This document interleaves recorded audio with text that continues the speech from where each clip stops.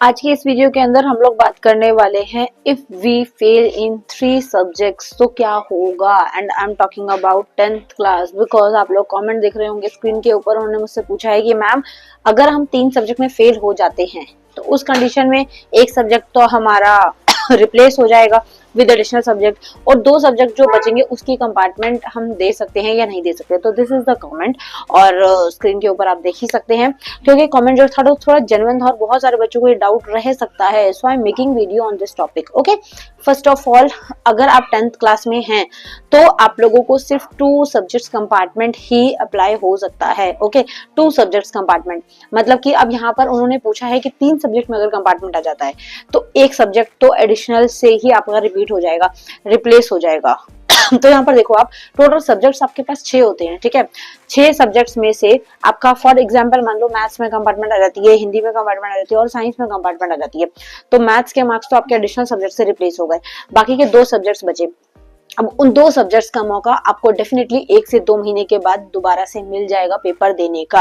अब इस कंडीशन में बच्चे के दिमाग में ये आता है कि मैम क्या हम फेल हो जाएंगे क्या या फिर कंपार्टमेंट ही रहेगी। तो ऐसा नहीं है, आप कंपार्टमेंट होल्डर स्टूडेंट कहलाओगे। आपको कंपार्टमेंट में पेपर देने का मौका 1 से 2 महीने के बीच में मिल जाएगा और आप फेल नहीं कहलाओगे, ठीक है। सिंपल सी चीज है।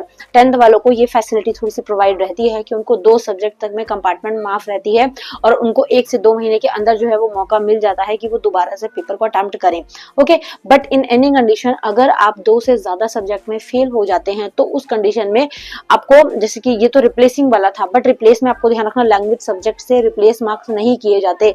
हिंदी और इंग्लिश सीबीएसई रिप्लेस नहीं करता, तो इस चीज का आपको ध्यान रखना है। साइंस, एसएसटी, मैथ्स फिर भी रिपीट हो जाएगा, रिप्लेस हो जाएगा, बट आप लोगों का हिंदी और इंग्लिश में अगर कंपार्टमेंट है तो वो रिप्लेस नहीं होते, आपको उसका पेपर देना ही पड़ता है। तो अगर आपको थोड़ा सा लग रहा है कि मैम हमारा हिंदी या इंग्लिश जो है वो बेकार गया है और हम उसमें शायद कंपार्टमेंट फेस करें, तो उसकी प्रिपरेशन आप अभी से लग जाइए। उसके अंदर कोई मौका नहीं दिया जाता कि आपके मार्क्स जो है वो दूसरे सब्जेक्ट से रिप्लेस हो। ओके, आई होप कि ये चीज आपको थोड़ा सा समझ आ गया होगा। और अगर हम बात करें 10th वालों का तो मैंने बता दिया, but if you talk about 12th class तो 12th क्लास वालों के अंदर एक सब्जेक्ट आपका जो है वो रिप्लेस हो जाता है एडिशनल सब्जेक्ट के साथ, बट एक सब्जेक्ट की आपको कंपार्टमेंट देनी पड़ती है, ठीक है। बट वहाँ यहाँ पर नुकसान ये रहता है कि बच्चों के पास होते ही 5 सब्जेक्ट हैं। 10th वालों के पास तो जैसे ये था कि 6 सब्जेक्ट्स होते हैं तो उनको मौका दे दिया जाता है कि हाँ भाई 6 सब्जेक्ट्स हैं तो 5 में ही पास होना है, तो 5 में से अगर अभी कंपार्टमेंट आ भी गई तो आप उसको दोबारा से दे लोगे और एडिशनल से रिप्लेस कर लोगे। बट 12th वालों के पास होते ही 5 सब्जेक्ट है। अगर 6 सब्जेक्ट तो अच्छी बात है, but if you have 5 subjects तो 5 सब्जेक्ट्स में से एक सब्जेक्ट आपका रिप्लेस हो जाएगा, एक सब्जेक्ट की आपको कंपार्टमेंट देनी पड़ेगी और रिप्लेस वाला तरीका सिर्फ 6 सब्जेक्ट वालों को ही मिलेगा। 5 सब्जेक्ट में तो आपके मार्क्स रिप्लेस नहीं होंगे, आपको 5 सब्जेक्ट्स जो हैं वो लेकर रखने पड़ेंगे और उन्हीं सब्जेक्ट्स के ऊपर आपकी कैलकुलेशन होगी परसेंटेज की, ठीक है ना। क्योंकि 5 सब्जेक्ट मींस 500 में से ही कैलकुलेट किए जाते हैं मार्क्स। और सबसे मेन चीज ये है कि आप लोगों का जो ज्यादा प्रॉब्लम रहती है कि प्रॉब्लम ये आता है कि बच्चों को ये चीज नहीं समझ आती कि किस तरीके से हम लोगों को प्रिपेयर करना है और कौन सी चीजें जो है हमें ध्यान रखनी है। लाइक 5 सब्जेक्ट के अंदर अगर आपकी कंपार्टमेंट आ गई है तो आप लोगों को 5 सब्जेक्ट्स में अगर आप पास हो गए हो तो आपकी परसेंटेज जो है वो 500 में से ही कैलकुलेट होती है। ऐसे ही 10th क्लास वालों में if you are in 10th class तो 5 सब्जेक्ट्स के अंदर आपके परसेंटेज कैलकुलेट होती है, 6 सब्जेक्ट को इंक्लूड नहीं किया जाता। वो सिर्फ इसलिए होता है कि आपके मार्क्स रिप्लेसमेंट वाला आपको जो है वो बेनिफिट मिल सके। तो आई होप ये चीज समझ आ गई होगी।